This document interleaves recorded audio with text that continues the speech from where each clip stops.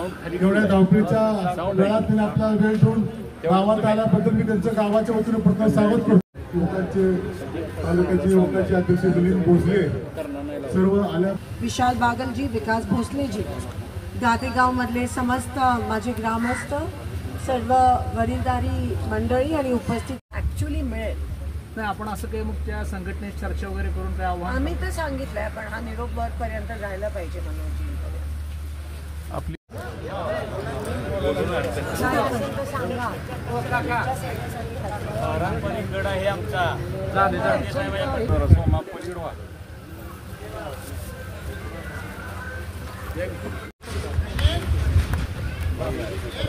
त्याचसोबत विठ्ठल सहकारी साखर कारखान्याचे चेअरमन विरोध नाही आहे, त्यांचा विरोध नाही आहे। ते ठिकठिकाणी मनोज रांगे साहेबांनी सांगितलं की ते करा, पण आता आचारसंहिता लागू झाली, आता तो विषय नाही। आमचं तर समर्थनच आहे आणि नेहमीच समर्थन असणार आहे। खरं तर विरोध हा भाजपचा झाला पाहिजे, कारण का घरबंदी झाली पाहिजे गावबंदीपेक्षा, कारण का जी भाजपनी जी खेळी केली आहे आरक्षणाबाबतीत, एक दिवसाचं अधिवेशन घेतात पण विरोधकांना बोलायला पण देत नाही, त्यांना उघड पाडण्याची वेळ आली आहे। आणि ती गावबंदी करून आम्हाला पण जर गावबंदी केली तर ती जी वस्तुस्थिती आहे किंवा भाजप कशी खेळी खेळत आहे हे पण आपण लोकांसमोर आपल्याला जर मांडण्याची संधी मिळाली नाही तर परत एकदा भाजप खोटं नाटं सांगून लोकांची दिशाभूल करेल।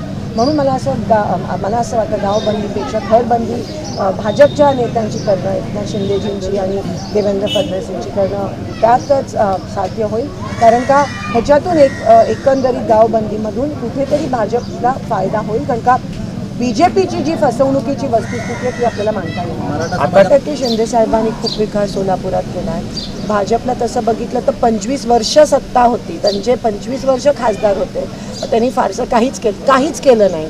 मागच्या 10 वर्षात पण लोकांनी आषाढ भूतेंनी त्यांच्याकडे बघून त्यांना एवढं भरघोस मतदान केलं, तरी खूप मोठ्या प्रमाणात लोकांचा विश्वासघात भाजप शिंदे साहेबांचा भाजपच्या विरोधात जेवढे सगळे पक्ष एकत्रित येतील त्याच्यात आमचा सगळ्यांचा इंडिया आघाडीचा आणि महाविकास आघाडीचा फायदा आहे। वरिष्ठ लेवलवर चर्चा सुरू आहे। एबीपी माझा, उघडा डोळे बघा नीट।